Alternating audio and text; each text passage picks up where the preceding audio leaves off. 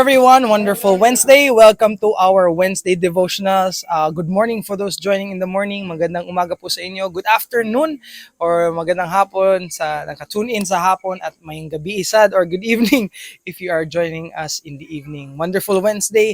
Andito po kami sa Jose Abad Santos. Kasama ko po kauban ako diri si Pastor Carlito Carsada. Ayan po. Pastor, ano po ang pangalan ng church? Just me, it's GFF, Marabatuan Proper, Jose Abad Santos, Davao Occidental.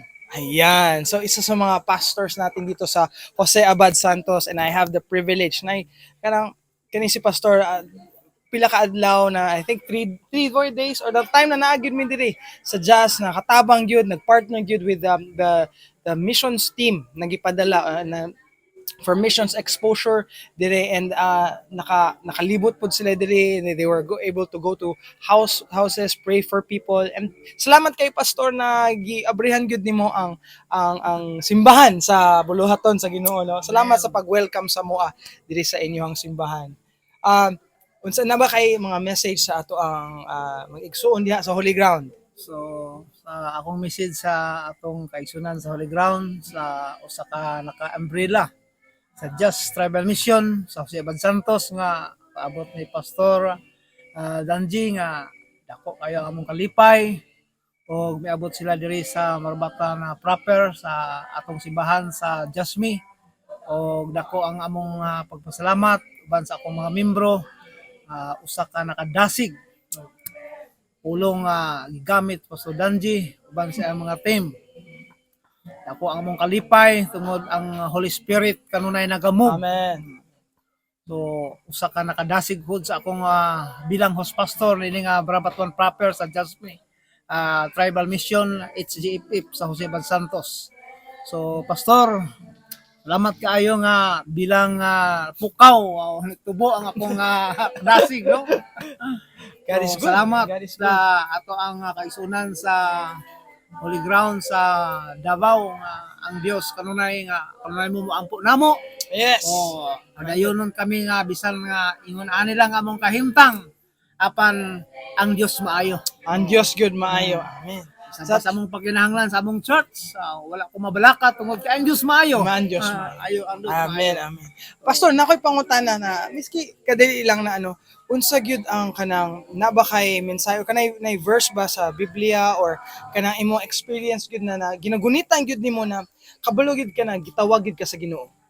Sa diha nga gitawag ko Pastor Ranji sa Ginoo nga samtang na ako sa kahilayan nga wala pa ko unsa gyud ang Ginoo sa akong kinabuhi samtang miabot kanako ang usa ka dakong damgo o kini nga mga daghang makasimbanan sa Jose Abad Santos apan gitudlo ko diri sa Tribal Mission.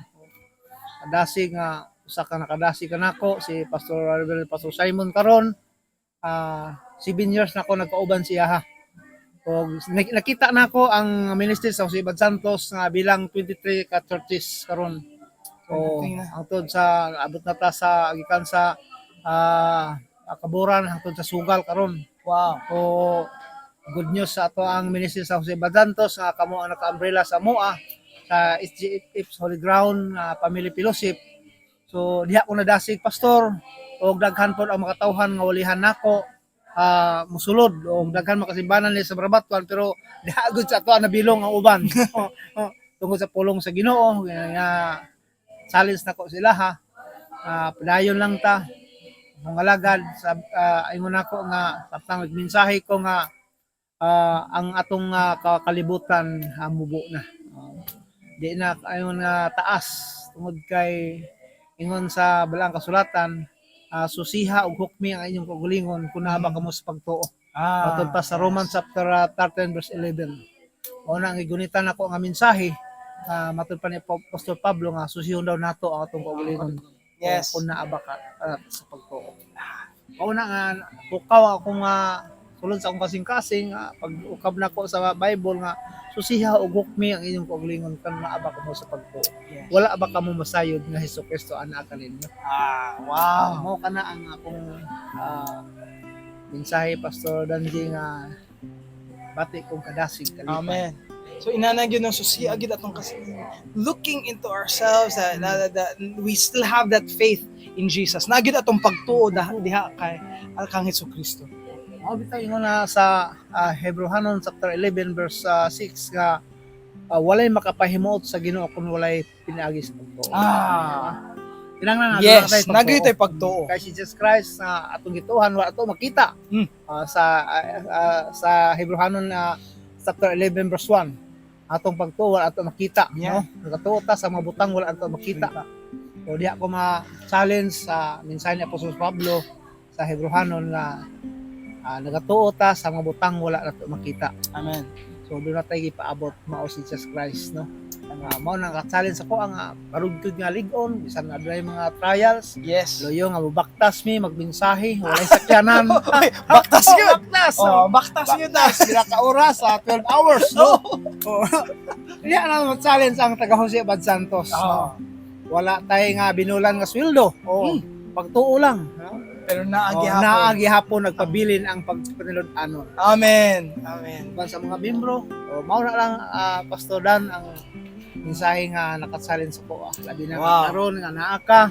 O ba sa imong team o salamat kayo Pastor Dan sa imong pagbisita din sa Marabaton Proper sa Just Me It's It. Amen. Salamat, Pastor. Thank you. God And bless. everyone, God bless. Wonderful Wednesday.